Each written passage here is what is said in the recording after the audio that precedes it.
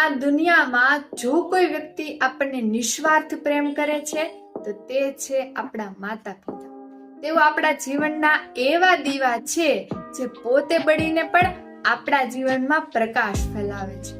એક બાળકના જન્મથી જ માતા પિતાનું જીવન બદલાઈ જાય છે.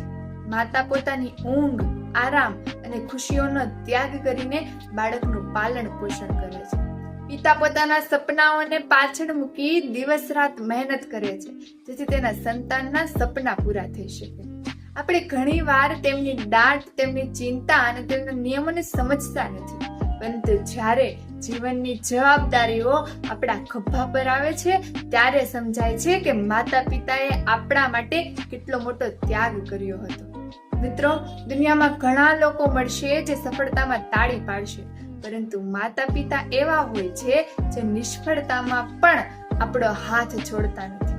આપણે પડી જઈએ તો તેઓ પકડી લે છે, હારી જઈએ તો હિંમત આપે છે અને જીતીએ ત્યારે સૌથી વધારે ખુશ થાય છે.